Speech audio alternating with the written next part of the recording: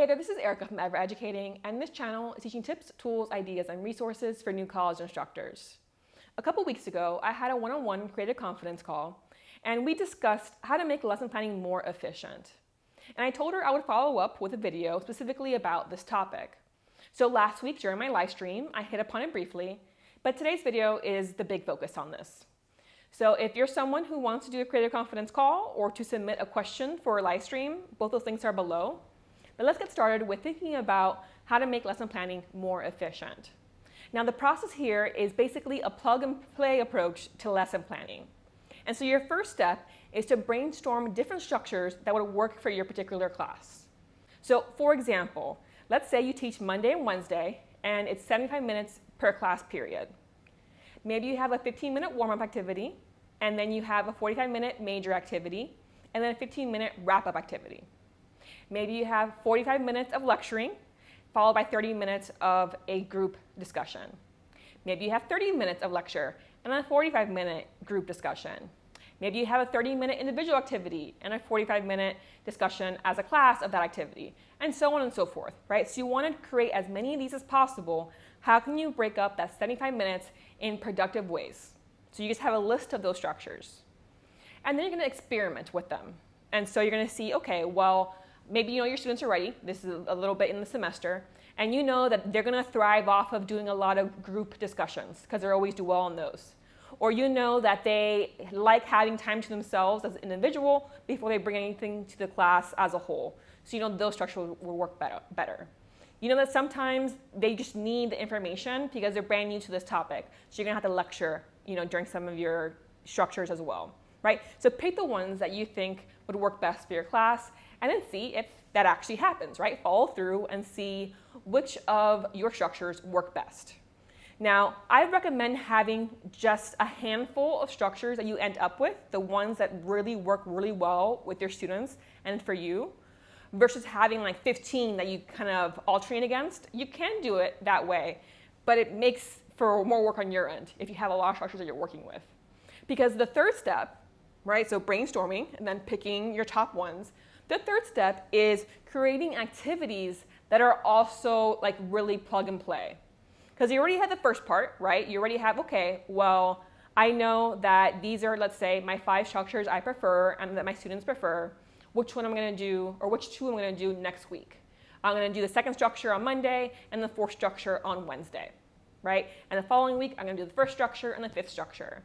And the following week, I'm going to do 2 of the second structure, right? So you can plug and play at that level, but then you can also plug and play at the smaller level as well. So for example, the first one was 15-minute warm-up activity, 45 minutes of a major activity, and then 15 minutes of a wrap-up. Well, you might say, okay, I'm going to now brainstorm 15-minute, warm-up activities.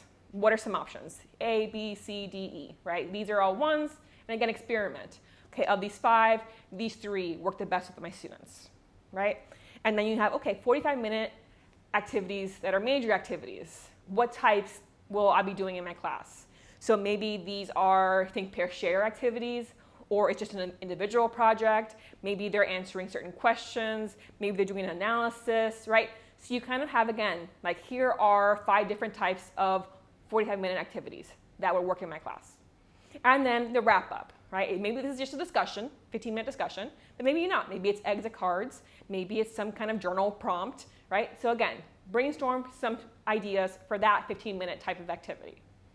And so now you can plug and play at that level as well. So you might have, okay, next week I'm going to do structure 1 twice, right?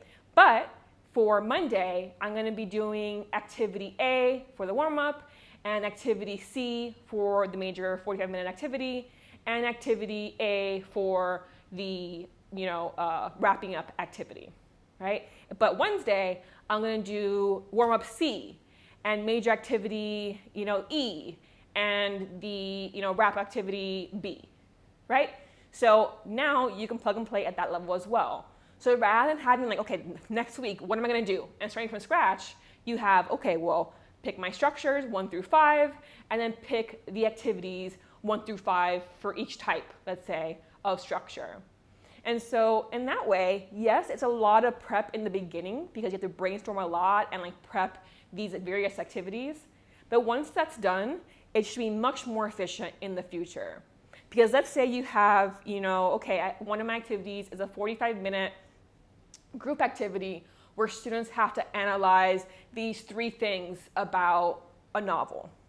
Well, once you have that structure written out, right, like, okay, the prompt is to do this, and do this, because the 3 elements of the novel, every novel you teach, you can use the same structured activity, but maybe you replace those A, B, and C's, right? So that might just be, okay, rather than the characters being Cinderella and the prince, now the characters are, Snow White and the prince. Now the characters are from this novel, from this TV show, from whatever, right? So you're just replacing the names of the characters. Or maybe, in the first version of the activity, they're looking at the characterization, the plot structure, and the, figurative language. But next time, it's still 3 things, but now this activity is going to focus on still the plot structure, but then now rather than the characterization, it's going to be about setting. And rather than figurative language, it's going to be about gender dynamics, right? So it's the same structured activity, but easily replacing the 3 elements to make it make sense for that particular text that they're studying. Okay, so this is what I mean by the plug and play, right? It's a really flexible puzzle for your lesson planning. And so hopefully that made sense. Hopefully that's something that you might want to try out. Again, I know it's a bit more work early on, but once you have that down, you can just keep using it semester after semester for similar courses. So if you found this helpful, let me know by clicking like below.